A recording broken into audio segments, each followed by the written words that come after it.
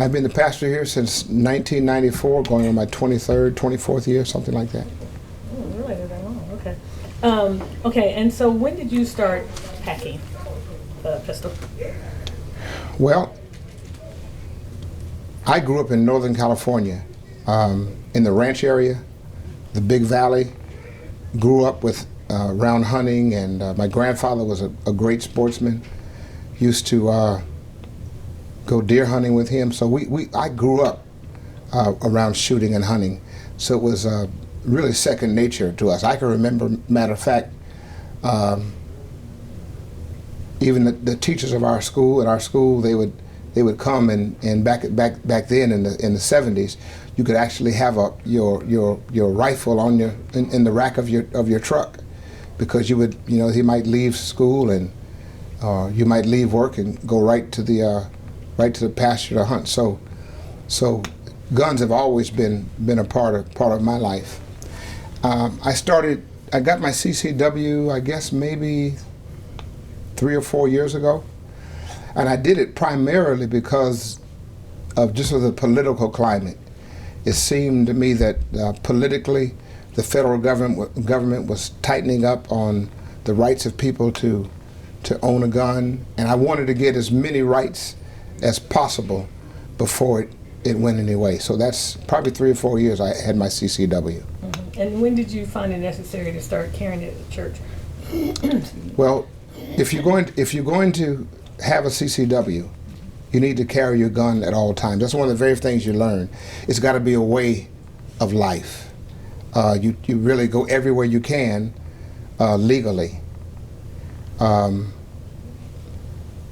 So I generally carry it everywhere. Today I don't have it. A lot of times when I have a suit, it's just not comfortable for me.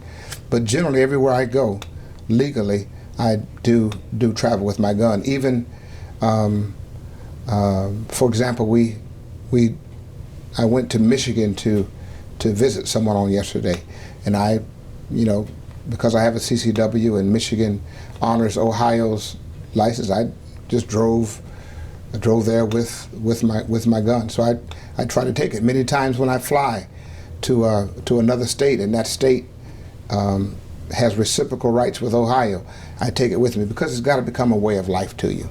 You don't go anywhere without your wallet. We don't go anywhere without our cell phones. If you're going to carry and be responsible, not only should you carry it everywhere you go legally, but because you have a CCW license, you are really in no place really to use that gun, because you need to be trained to responsibly use it, because there's a lot of responsibility that goes along with carrying a concealed weapon. So I train on a regular basis. Not only me, but me, probably about 10 people in our church. We train on a weekly basis, and I train with 4 or 5 other gentlemen here at Phillips. Does the excuse me, the fact that there's a lot of crime and stuff like that, and does that have anything to do with you carrying it as well? That's a ancillary reason.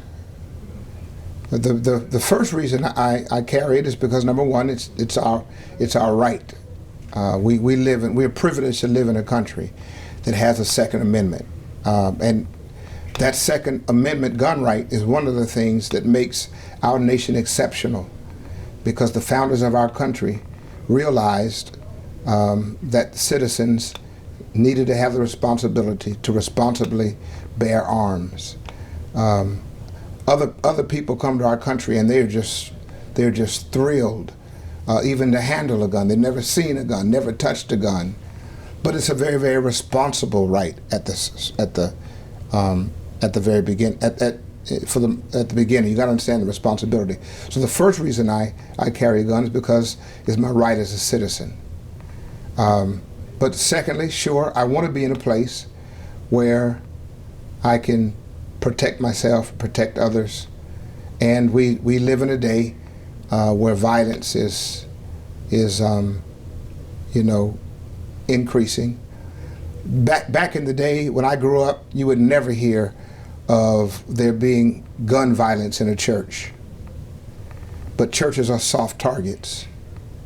people come to church, and the last thing they have on their mind is crime or violence against them.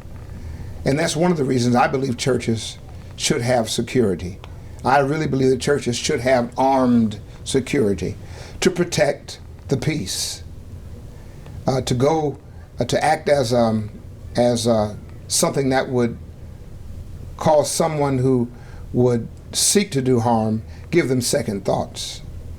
So sure, the fact that we live in a day and age where violence is increasing, that's ancillary. Yes, that's a reason. I believe that if you are a citizen and you're willing to train yourself, to train, I believe you should carry a gun. I think it's a privilege that we have as being American citizens. And you were saying that, and I looked it up before I came, about back in December when ISIS put out like a hit list for churches. Right. Kind of talk about that, and then does that also make you like say that's another reason you need to have a gun in church? Well, the security ministry of our church has really come a long ways. It first started when we were on Germantown Street. We had a 8 o'clock service, and one of our faithful men, someone tried to rob him.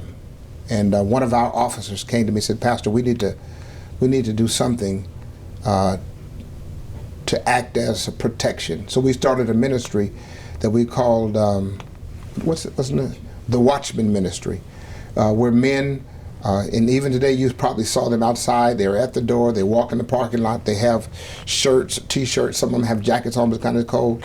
They identify them as part of this ministry, and they really have two roles. First of all, to welcome people and to watch for safety. So it began, and it's moved to the point when we came here that we hired a security company to have a car that would roam in the parking lot, and also we had an armed person on the inside. That was our second move. And then when sort of like when I saw the need for me to carry, it kind of moved within several men of the church. Said, well, listen, if pastor does it, kind of encourage them to get it. So it's kind of moved in that way. So just talk a little bit though about like the ISIS threat when you heard about that. Yes. You told your congregation about that, right? Absolutely.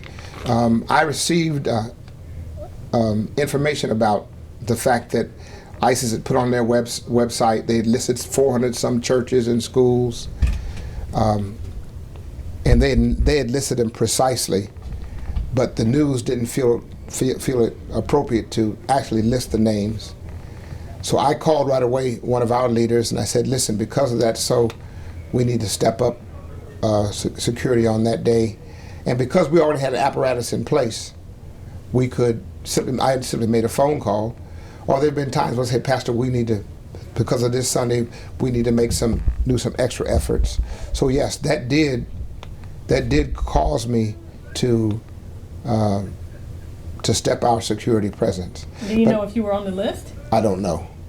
I don't know. But because of my views about the nation Israel,